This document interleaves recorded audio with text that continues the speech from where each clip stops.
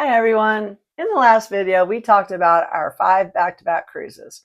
I know I told you that my next video was going to be the results of our true back-to-back, but I wanted to get ahead a little bit and I went ahead and jumped and did the credit card video first. If you want to try to follow the $2,500 a month budget and you try to do that without this piece, it gets a whole lot harder to make those numbers work.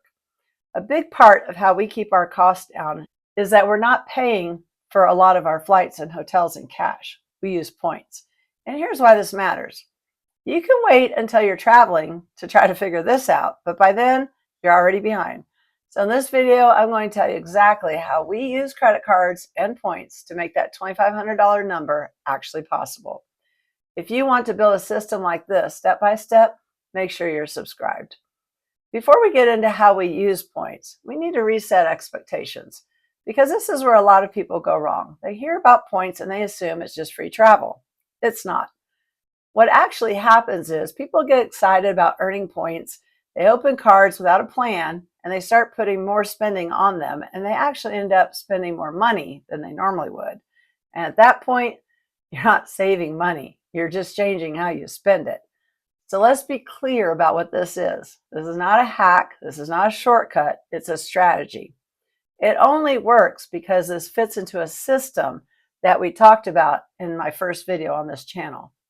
Planning your flights, controlling your hotel costs, reducing movement, and tracking everything. This is just one layer of that. If you don't already have a plan for your travel spending, points won't fix that. They'll actually make it worse. So instead of thinking about points as free travel, think of them as a way to reduce your biggest expenses, flights and hotels, the things that have the biggest impact on your budget. We're not using points to travel more. We're using them to spend less on what we were already going to do. So once you understand that, the real question becomes, where do the points actually come from? So now that we've reset expectations, let's talk about where the points actually come from, because this part gets overcomplicated and it doesn't need to be. The majority of our points came from credit card sign-up bonuses, not from everyday spending. That's a much smaller piece. A lot of people think they just need to spend thousands every month just to build points. That's not how this works. Unless you have a business that you can actually filter that much money through, it won't work. When you open a travel credit card, they usually offer a bonus if you spend a certain amount in a set time, $4,000, $5,000, $3,000, and in return, you might get 60,000, 80,000, even 100,000 points. That bonus is where the value is, not the 1x or 2x points from your daily spending. So what we're doing is aligning our normal spending with these bonus requirements. Groceries, bills, insurance, things that we're already going to pay for. And we route it all through the credit card. We're not creating extra spending just to earn points. If you have to spend more to earn the bonus, you're doing it wrong. And then always make sure you're paying off the credit cards every month. This goes back to the system we already control our spending. So now we're just redirecting it. And here's where this becomes very powerful. You don't need a lot of cards. You just need the right cards at the right time. Because this is the part people don't think about. Timing matters. And this is why I'm bringing this up now. Even though we're not traveling full-time yet, because when you're traveling, it gets much harder to open your cards. You don't always have a stable address for the cards to come to. Your spending patterns change. You're moving around. And it becomes harder to hit those bonus requirements cleanly. So if you wait until you're already traveling, you're behind. So what we've done is start building points early. And we use tools like Daily Drop to track deals, monitor bonuses, and decide when it actually makes sense to apply for a new card. We don't open cards randomly. We wait until it fits the plan. So now that you understand where points come from and why timing matters, the next question is, how do we actually use those points without wasting them? So now you understand where the points come from. The next mistake people make is how they use them. Because earning points is the easy part. Using them well is where the real savings happen. A lot of people use their points as soon as they get them. First flight they see, the first hotel available, and they burn through the value fast. That's the equivalent of spending your money without checking the price. So what we do instead is we match our points to our travel plan. We already know where we're going based on price. We've already planned the trip. Now we layer points on top of that. We don't let the points dictate the trip. We let the plan dictate how we use the points. If there's a better cash deal, we pay cash. If the points give us better value, we use points. So here's an example. Before one of our cruises, we stayed at the Hyatt Regency Long Beach Hotel. If we paid cash, that room would have cost us $242. But instead, we used 18,000 points. That gave us about 1.3 cents per point in value.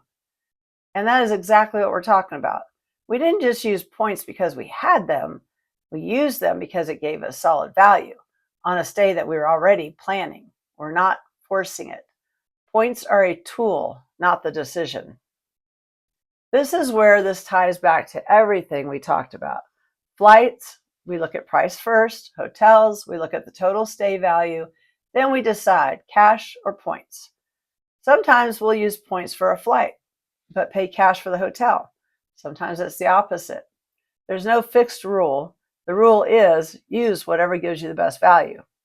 So once you understand that, now the system starts working together, and that's how you actually bring your costs down. So before we wrap this up, there's one piece most people get wrong, and that's not what cards they use. It's when they start. It breaks because of timing. A lot of people think they'll figure this out once they're already traveling, when they're booking their flights, when they're moving around. But that's when it gets a lot harder, because when you're traveling, your spending isn't predictable anymore. You're not paying the same bills. You're not in the same place. You're dealing with timing gaps. And that makes it harder to hit the bonus requirements cleanly. And if you miss the bonus, you lose the entire advantage. That's why we said earlier, the value comes from the bonus, not everyday spending. So what we're doing is building points before we need them, before we're traveling full time, before things get unpredictable, and before it gets harder. And to give you context, we've already been building this before we're even traveling full time. We've been earning points, stacking them intentionally, and using them along the way. We've built a solid points balance, enough to cover multiple flights and hotel stays. Not by doing anything crazy, just by following the system consistently. Like the Hyatt we talked about, that's exactly how we use them. We've done the same thing with flights, where points covered a big part of the cost on trips we're already planning. We're not waiting until we travel full time to figure this out. We're building it now, so it's ready when we need it. If this is something you're considering, start earlier than you think you need to. This isn't about opening a bunch of cards. It's about doing it intentionally and giving yourself time, because it's easier to build this system when your life is stable than when you've already started moving. If you want to take a look at some of the cards that we use, they're linked below in the description. You can take your time, see what fits, and start building from there. But here's the part we haven't shown yet: how we actually build the points, not just what cards, but when we apply, how we hit the bonuses, and how we time everything, so we're not overspending to get there. Because if you get that part wrong, the entire strategy falls apart. So in the next video, we're going to break down step by step exactly what we're doing, how you can start building your points now. Once you understand that, this stops being confusing and starts becoming repeatable. Here's where people get this wrong, and this is why a lot of people try points and end up saying it didn't work. Mistake number one. First, they open cards without a plan. They hear about a bonus, they apply, they figure they'll figure it out later. And that's backwards. We've made that mistake. We opened a JetBlue card because the bonus looked great. And then we realized they don't even fly out of our home airport. So when we actually used those miles, we had to piece the trip together. We flew American Airlines to Florida, And then we switched to JetBlue to get to Puerto Rico for a cruise. And then we did the same thing coming back. That's friction. That's extra time, extra coordination, and less flexibility. And it all came down to one mistake. We didn't plan first. So now we look at it differently. Before we open a card, we already know what those points are for and how we're going to hit the spend and how it fits into our travel plan. Before we apply, that's the difference. You should already know what the points are for, how you're going to hit the spend, and how it fits into your travel plan before you apply. Second, you spend more money to hit the bonus. They justify it. They tell themselves it's worth it. If you spend more just to earn the points, you didn't save anything. The goal is not to create spending. It's to redirect the spending that you already have. This is where it usually shows up. You're close to hitting a bonus and you think, I'll just spend a little more to get there. That's the trap. That little more is usually money you weren't planning to spend. Extra shopping, upgrading something you didn't need, buying things just to hit the number, and now you've increased your cost to earn a reward that was supposed to reduce it. So now what we do instead is we look at our normal spending first. All of our groceries, all of our bills, car insurance, house insurance, travel that we've already planned, all of that to make sure it will fit our bonus. If the spending isn't already there, we don't force it. We wait. Because forcing a bonus is how this stops working. Third, you use the points the first chance you get. No comparison, no thought. Just, it's free, so let's use it. That's how you lose value. Because not all redemptions are equal. Some will save you real money, and some just feel like they do. So here's how we think about it. Would we pay cash for this? If the answer is no, we don't use points for it either.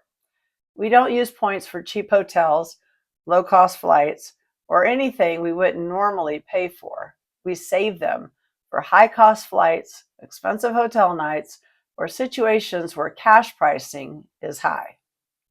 I know some people, my daughter included, that use her points to buy stuff on Amazon. Don't waste your points. You only get a penny a point that way. Save them for the bigger redemptions. Because points aren't free.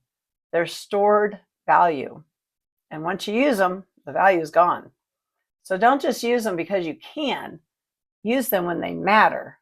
You want your points by replacing expensive costs, not cheap ones. Fourth, they apply at the wrong time. Too early, too late, or when they can't hit the spend requirement.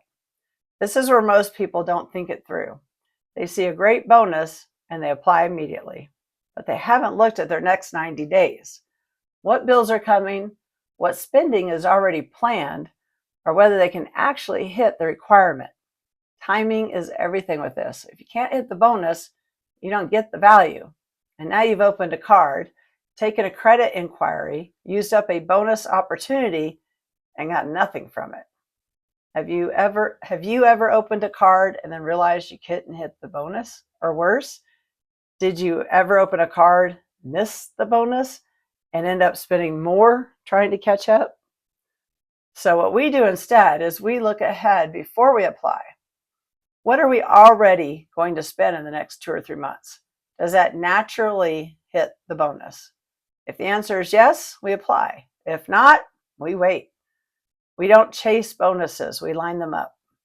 And when you combine these mistakes, that's when people say points don't work. It's not that they don't work, it's that the system wasn't followed. If you avoid these mistakes, this becomes predictable. And when it's predictable, that's when it actually starts saving you money. Let's make this real. If a flight costs $600 and we cover it with points, that's $600 that never hits the budget. Same with hotels. $150 a night, $200 a night, that never touches the $2,500 budget. So now think about what that does.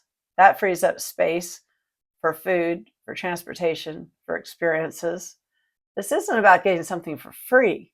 It's about removing the biggest expenses so the rest of your budget becomes manageable. Because remember, Flights and hotels are where most people lose control. We remove those and everything else gets easier. If you don't use points, now that same trip has to absorb $1,000, $1,500 before you even eat. And that's when the $2,500 number starts breaking. So this isn't optional, it's foundational. So this is one piece of the system, but it's a big one, because without this, that $2,500 number gets tight fast. And most people don't realize that until they're already overspending. And that's when travel starts to feel stressful instead of something you enjoy. If you want to look at the cards we use, they're linked down below in the description. But in the next video, we're going to show you exactly how we do this, which cards we choose, when we apply, and how we time the bonuses so that this actually works. If you're building towards travel like this, subscribe, because this is a system and we're building it step by step. This isn't about free travel. It's about making the math work so the travel can last. And we'll see you all in the next one. Bye now.